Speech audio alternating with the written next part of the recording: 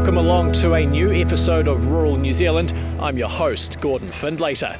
On this episode, we're in Kaikoura to meet some freshwater crayfish. We head the other side of the Waitaki to catch up with dairy farmer Jamey Allen, and we're in North Canterbury doing some combine harvesting. But first up tonight, there's a great community project underway in Geraldine. Incredible Edible Geraldine was started up by husband and wife combo Sam and Rebecca Lees. We made the journey south to see how the project is growing in the country town.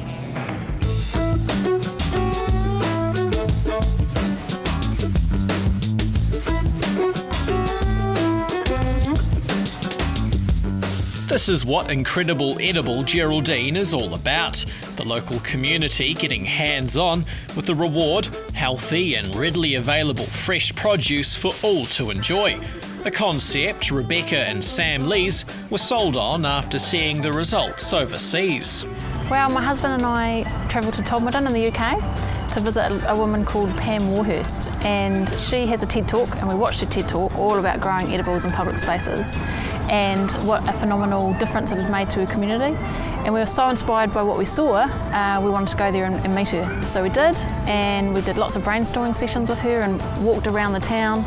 And like I say, we were really inspired. And when we got back to New Zealand, one of the first things my husband did was he planted garlic in the rose beds outside the library. And that was to start a conversation. Since then, Geraldine has become the first Incredible Edible in New Zealand, and the operation has now grown into a full-on community project with sites scattered all around the township.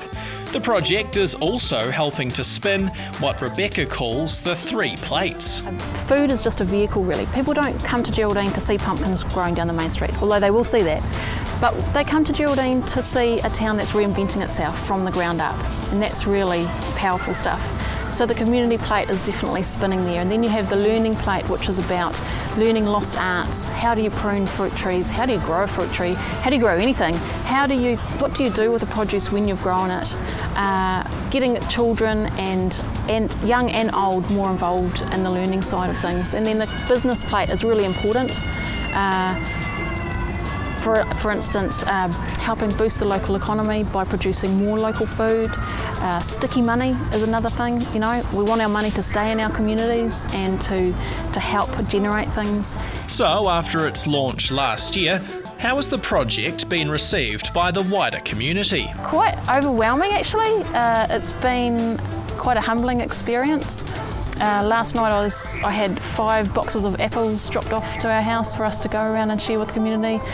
We often have plants arriving at our doorstep. I'll wake up in the morning and open the door and there'll be pumpkins and blackcurrants and all sorts of things ready for us to go out and plant. So it's been an amazing experience to be involved in, and a lot of people have made it what it is. It's not just a few people that are making this happen. It's really, there's been a groundswell of support for it. Incredible Edible Geraldine have an online map for people looking to visit the gardens, and with over 50 plots now in place, they're popping up in all sorts of places. So we have, for instance, grapevines growing around the primary school here now, and the children can help themselves on the inside, community on the outside, and it connects, and it also opens up possibilities for learning. So learning about pollination, maybe learning about grafting, learning about fruit trees, and then cooking. What do you do with the food when it's ripe and ready to be picked? Another exciting initiative the Incredible Edible team have introduced is the Orchard of Legends, with the community given the opportunity to recognise local heroes. Anybody in the community can donate a tree to be planted out in the public where everybody can access it, and each tree is dedicated to a local person who they think is a legend. And we have all sorts of legends, and there's so many people in this town, and in all towns I think, this should be everywhere, who should be acknowledged for what they do, and they don't necessarily want to be acknowledged, but this is just a really nice, simple way of telling them that what they're doing is really appreciated, and it provides for the community as well. After wandering around town to see a couple of different gardens, we stumbled upon one Orchard of Legends plot, funnily enough, down at the local police station. We had this tree dedicated to a local chap, Jim Hoper, and he'd been a policeman for many years. a very well respected man in the community, and we had to find a place for it. And this is all about growing food in public, so it needed to be a good spot for Jim, as they all do. So I rang the local police station and said to Murray, gosh, we've got this tree here, where are we going to put it, Murray? And he said, well, we've got this spot out the back, maybe if you planted it by the fence and let it grow up, then people could help themselves to the fruit. So I said, right, I'm going to race down to the garden, open up the fence and had a look and just thought, oh my gosh, this is a whole beautiful green space that's unutilised. So I had a wonderful lady come and give us a hand putting together a plan for the garden. We sent that off to Murray, he sent it off to his boss, and they loved the idea, so said go for it. And go for it they did, with the police garden now home to an array of different plants for all to enjoy. We've got some runner beans, zucchini, an array of herbs and winter vegetables which are growing underneath. And these beds were built by the Lions Club, came down and helped us on our working bee day. A whole heap of children came down as well. They helped build the beds, lower the fence and plant everything up. We've got apple trees for Joas, you can see over there. Yeah. Even down the front you've got a grape expert on the case. We do, we've got a guerrilla gardener, our guerrilla grapevine gardener. She just goes around town taking care of the grapes, doesn't want anybody to know who she is, she does her thing. And that's the great thing about this, is everybody has a gift to give. It doesn't matter what you are, whether you're a designer or someone who likes putting up posters or somebody who knows about grapes. We can all be a part of it.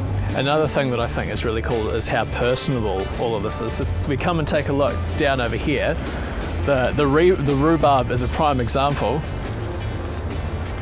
You got to be safe, I guess, don't you? If you have a look down there. So we use. My leaves are poisonous, but my stems make for yummy desserts. Yeah.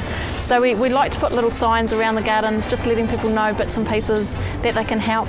Give them a water, or feel free to plant something. Take home what you'd like to use. And it works well. And do make sure next time you pass through just to keep your eye out for what you might be able to pick up. Well, stay tuned. After the break, we're in Kaikoura to see some crayfish. They're a bit smaller than you're used to, but just as tasty.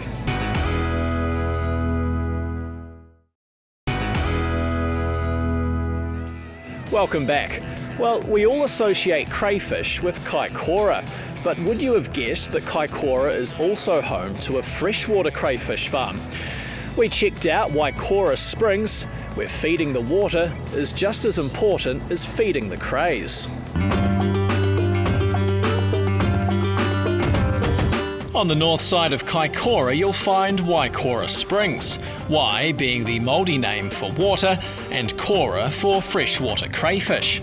The first thing you'll notice about the farm is that it's not just about the crayfish, but what other livestock you'll also find around the ponds. Having the hens around the pond, we've got a bit of runoff from the hen poo, and that sort of gives some fertility to the pond. And in fact, a pond can green up really quickly and really well just with the hens around without adding any other fertiliser. If the pond becomes too green, crayfish don't look well, we can move the hens out, we can increase the paddle wheel frequency with that on, and we can also put some more fresh water from the springs. We've got an area of natural springs here, really good water. Growing the water is a fine balancing act, with the right fertility paramount for the health of the kura. We visited a farm where they fed dog biscuits. You can feed them salmon pellets or soaked oats, or you can actually supplementary feed as well, but we find that pretty much everything they need is in the water if you grow the water correctly. Put the right fertility in the water, you get the right natural life. Things like little rotifers and tadpoles, dragonfly larvae, and just they're opportunist eaters, so whatever's in the water. And I mean, you can see when you look in this tank, the life that's in that water. It's great. It's a natural way for them to grow.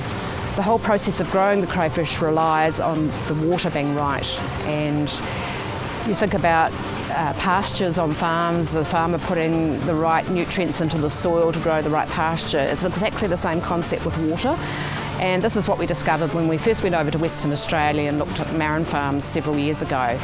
This is what they were doing over there, which hadn't, as far as I'm aware, hadn't been tried in New Zealand yet. The idea that you've got to actually grow the water to have the right life in it, and maximise production of the crayfish. It's brought other challenges with it because you end up growing other things that start predating on the baby crayfish, like tadpoles and dragonfly larvae. That was something we hadn't foreseen, but we've just had to deal with that in other ways. The baby kura have a predator much closer to home to look out for as well. After going into berry, the female will hold her eggs under the tail.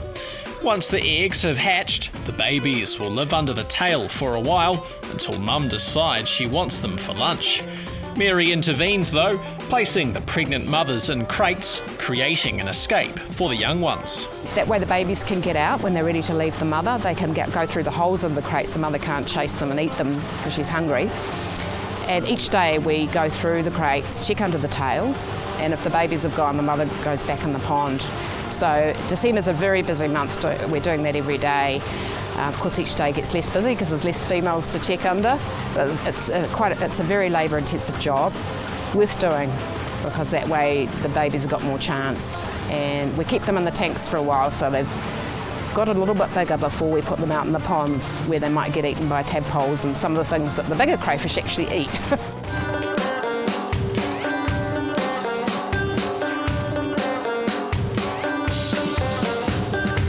The farm has resource consent for 300 hens. A new operation on the farm, having only been in place for 6 months, the free-range eggs are proving a hit in local cafes.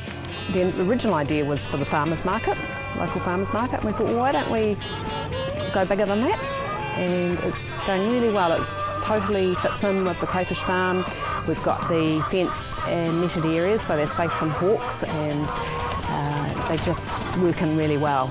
It's not just your traditional free-range egg popping up here either, with duck and quail varieties in some recipes. Actually, a lot of English people seem to like the duck eggs, and the Asians as well. I think they've been more used to them than we are here. And I don't do any baking because I'm too busy, but people who bake a lot and make sponges and cakes say they're fantastic for baking. So I just have to believe them because I've never done it myself. The quail eggs are great in salads. They're really creamy and intense flavoured, and you can just boil them up for 3 minutes and put them in a salad, and they're delicious. And these fellas are all about not just eating my shirt, but about property maintenance as well. Yes, yeah, the raupo grass that grows up naturally around the ponds, it can get too thick and make it hard to work around the ponds.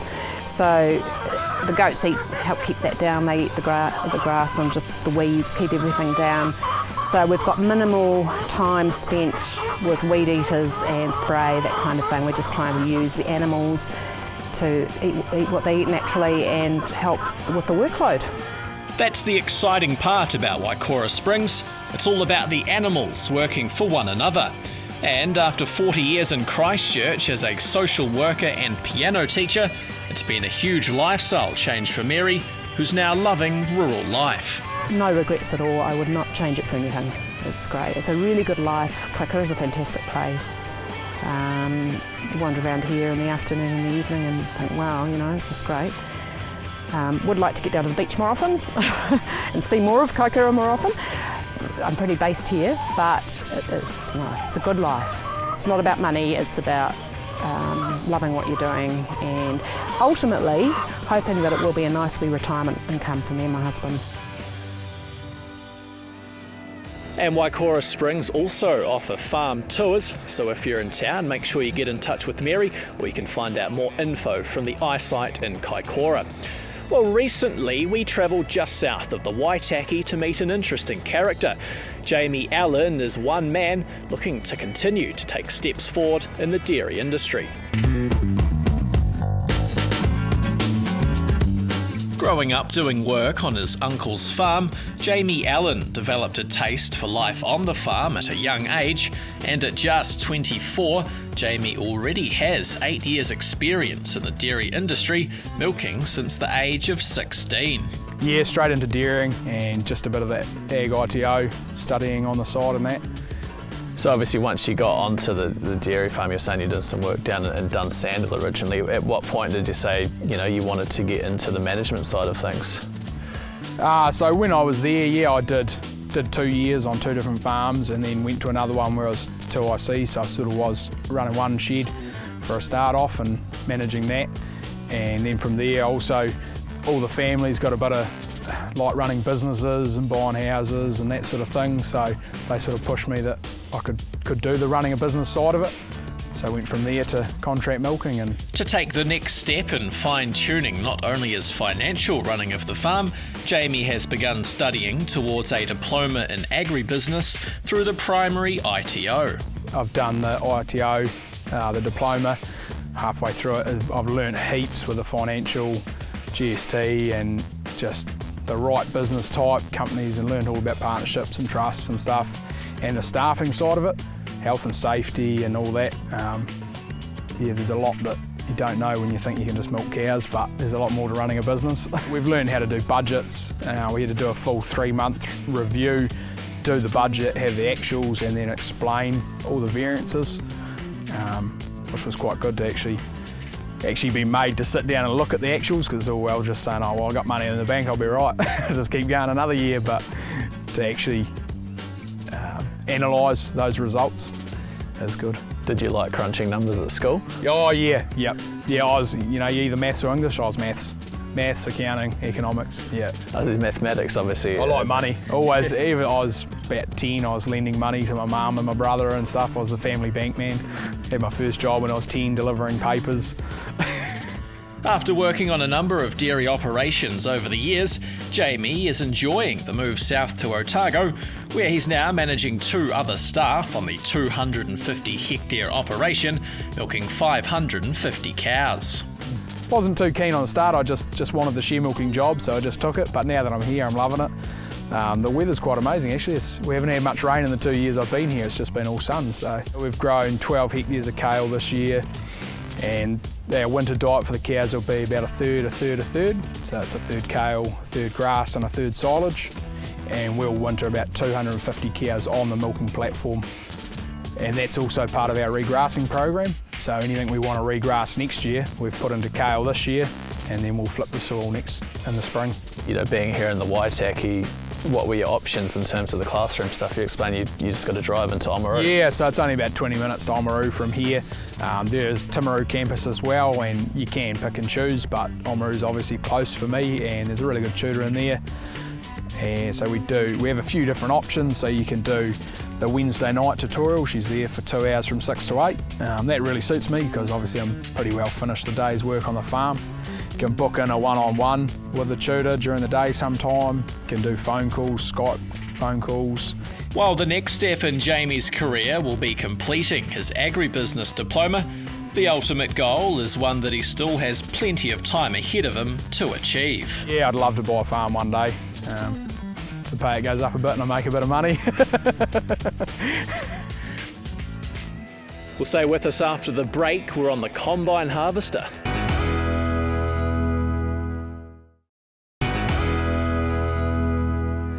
Welcome back to the show. Well, it was a bumper summer for North Canterbury. We went to see how the cropping season went for one young seed harvester who showed off a nice toy while we were there.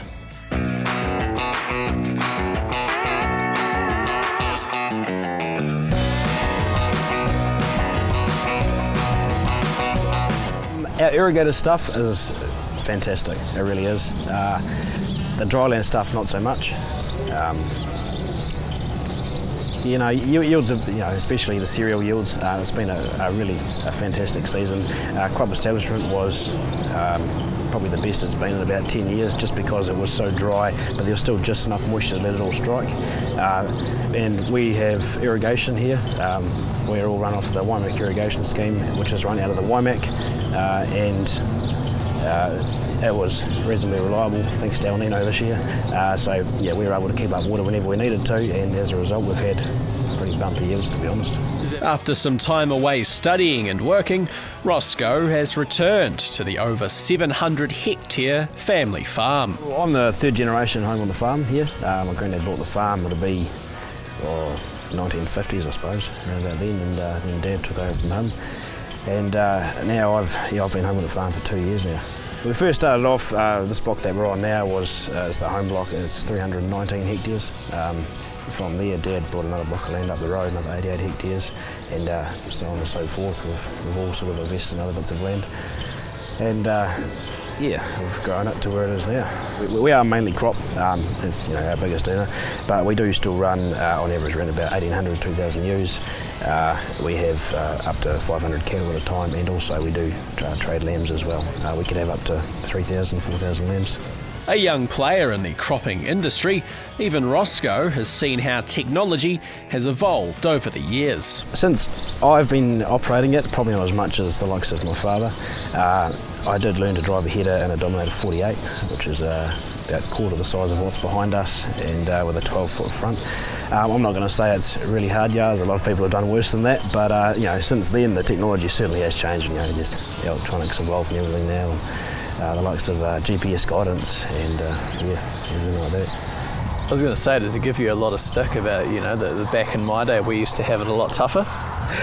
Not as much as you'd think. My grandfather gives it to me more than that, to be honest. Back in my day we used to clean water asses by hand, sort of thing. But no, Dad's pretty good about it, to be honest. I'm sure one day he'll pull one out on me.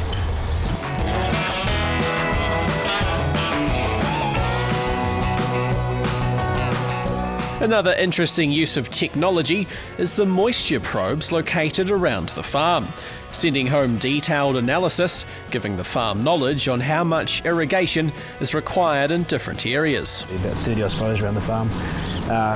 And basically, they get read once a week. The guy comes around and he at the end of every day he'll give us a graph of how much moisture the plant's using, and how much we've put on and how much we need to put on, and it'll basically tell us how much water there is in the soil profile, and give us an indication of when we need to irrigate and whether we've irrigated too much. And it's not only is it beneficial for the plant, but it saves us a hell of a lot in pumping costs with irrigation as well if we don't need to water it. Granddad, he's a sheep and beef farmer. And it's what he enjoyed doing. Dad was the first one to really into the crops. 1998 we put our first irrigation in here, and Dad, he's quite accepting of all this different technology and things like that. So it was mainly Dad's domain, but I was sort of trying to think what's going to be my thing I put into the farm, but I think it's going to be more the precision agriculture type stuff that I put in. And while they have their go-tos, the farm is also willing to give new crops a go. This crop here, it's called Comet Sooner. It's a beet sort of cross. It's something that we were told when we first planted it, they don't know if it'll actually flower properly and basically produce any seed, but as it turns out, it's actually turned out to be not too bad a crop. This is our first crop of this here, so we'll give it another crate next year, I think. It's a crop that needs a certain amount of cold period through the winter, so it knows it's been through a winter, and then from there it'll start to grow. If you plant slightly too late, it won't realise it's been through that cold period, and it won't actually flower.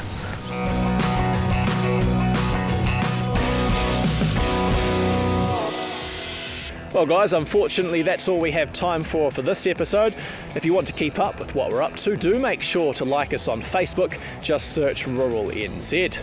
Well, on the next episode of Rural New Zealand, we check out the Golden Fleece exhibition in Oxford, and we're out with Tomo and the boys from Kaikoura Fishing Tours. We're trying to catch ourselves a feed of groper, and I will make sure to bring my sea legs. We'll see you then.